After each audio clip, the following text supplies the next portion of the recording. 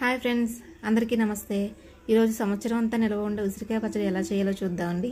ఇవి 1 కేజీ ఉసిరికాయలకి కావాల్సిన పదార్థాలు: 2 స్పూన్ల ఆవాలు, 1 స్పూన్ మెంతులు, 1/2 కేజీ కారం, వెల్లుల్లిపాయలు, చింతపండు 100 గ్రాములు అనమాట. 100 గ్రాముల చింతపండు నానడానికి నేను వేడి నీళ్ళు పోస్తున్నానండి. ఒక 1/2 లీటర్ వరకు వేడి నీళ్ళు పోసుకుని నానబెట్టుకోవాలి. వేడి నీళ్ళు పోస్తే తొందరగా నానుతుందని నేను చింతపండు వేడి నీళ్ళు పోసి నానబెడుతున్నాను. ఇప్పుడు శుభ్రంగా కడిగి తడి లేకుండా తుడిచి పక్కన పెట్టిన ఉసిరికాయలకి 2-3 ఘాట్లు పెట్టుకోవాలండి. ఘాట్లు ఎందుకు పెడుతున్నానంటే ఉప్పు కారం బాగా పడుతుందని ఘాట్లు పెడుతున్నాను అనమాట. ఘాట్లు పెట్టిన పక్కన పెట్టుకోండి. ఇప్పుడు బాండీ పెట్టుకుని దాంట్లో ఆవాలు మెంతులు వేసుకుని దోరగా వేయించుకోవాలి. కొంచెం వేగిన తర్వాత మాడిపోకుండా తొందరగా తీసేసుకోవాలన్నమాట. ఒక మిక్సీ గిన్నెలో తీసేసుకుని అవి ఫైన్ పౌడర్ చేసుకోవాలండి, గ్రైండ్ చేసుకోవాలి. అలా వేగితే సరిపోతుందండి. ఆ పౌడర్ చేసి పక్కన పెట్టుకోవాలి. వెల్లుల్లిపాయలు కూడా కచ్చా పచ్చాగా చేసుకుని పక్కన పెట్టుకోవాలండి. అవి కూడా కలుపుకునేటప్పుడు సరిపోతాయి. ఇప్పుడు అదే బాండీలో వేరుశనగ నూనె, ఒక 1/2 కేజీ వేరుశనగ నూనె వేసుకుని ఉసిరికాయలు వేయించుకోవాలి. దీనికి 1/2 కేజీ అయితే సరిపోతుందండి, నూనె సరిపోతుంది. తర్వాత తాలింపు కూడా పనిచేస్తుంది అనమాట. ఉసిరికాయలు సగం వేసుకుని వేయించుకోవాలి. ఈ ఉసిరికాయలు వేగే లోపల చింతపండు గుజ్జు కూడా తీసుకుని పక్క స్టవ్ మీద పెట్టుకుని అది మరిగించుకోవాలి. చింతపండు గుజ్జు మరిగిన తర్వాత చల్లారిన తర్వాత పచ్చళ్ళలో వేయాలండి. ఇవి లో ఫ్లేమ్లో పెట్టుకుని వేయించుకోవాలి. ఉసిరికాయలు హై ఫ్లేమ్లో పెట్టి వేయించొద్దు.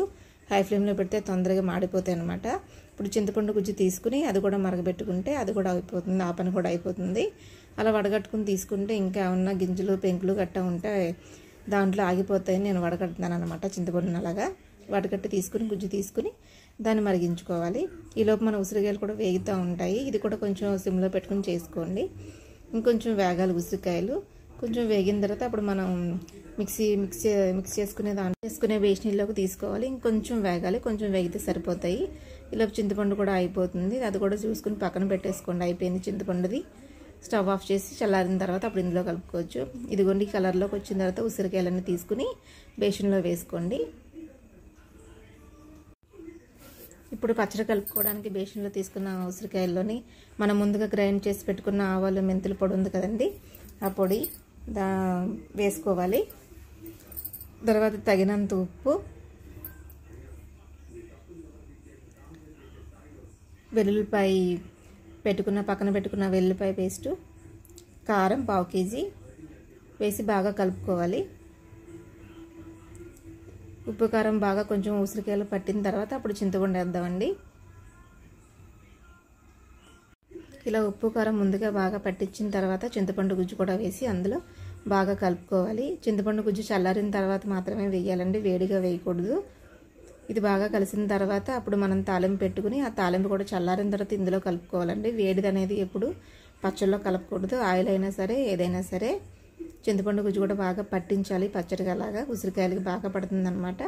తర్వాత ఆయిల్ వేసుకోవాలి. ఇప్పుడు నూనె ఉన్న బాండీ ఉంది కదండి, ఉసిరికాయలు వేయించింది, అందులోనే మనం తాలింపు వేసుకోవాలి.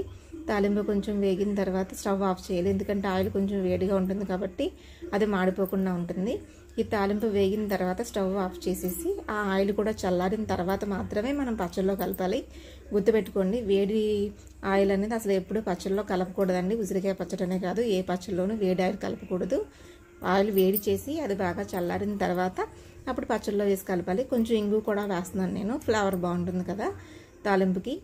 ఇంగు కూడా వేసి కలిపి అది చల్లారిన తర్వాత అప్పుడు అందులో కలపాలన్నమాట, పచ్చళ్ళలో కలపాలి. ఇది పచ్చళ్ళలో వేసి బాగా కలిపేసి ఒక తడి లేని డబ్బాలో పెట్టేసి 3 రోజులు ఊరిన తర్వాత అప్పుడు సర్వ్ చేయండి. ఇంకంతే, మీ ఫ్యామిలీ మొత్తం మీ పచ్చడికి ఫిదా ఇవ్వాల్సిందే ఖచ్చితంగా. చాలా బాగుంటుందండి టేస్ట్. ఇప్పుడు ఈ స్టేజ్లో ఉప్పు ఒకసారి చూసుకుని సరిపోయిందో లేదు, ఉప్పు కావాల్సిన వాళ్ళు ఉప్పు కలుపుకోండి, సరిపోతే అలాగే ఉంచేసుకోండి. ఈ వీడియో మీకు నచ్చినట్లయితే please like, share and subscribe my channel friends. మీరు ఇప్పుడు వరకు ఇస్తున్న ఆదరణ చాలా బాగా నచ్చింది నాకు. ఇదే విధంగా మీరు ఇంకా నన్ను ఆదరిస్తారని అనుకుంటున్నాను. పచ్చడి చాలా బాగుంది కదా, నాకు చూస్తుంటే నోరు ఊరిపోతుంది. కలరు ఫ్లేవర్ కూడా బాగుంది. తడి లేని డబ్బాలో మాత్రమే పెట్టుకోండి. ఇప్పుడు అసలే బయట వాతావరణం కూడా చల్లగా ఉంది కదా, మాయిశ్చర్ అనేది అసలు పచ్చడి పట్టేటప్పుడు ఎప్పుడు కూడా తడి ఉండకూడదండి. డబ్బాలో ఉండి ఉసిరికాయలైనా కూడా ఉసిరికాయలు ముందుగా శుభ్రంగా కడిగేసి తుడిచేసి ఆరిన తర్వాతనే మనం ఘాట్లు పెట్టుకోవాలి. Okay friends, bye, thank you.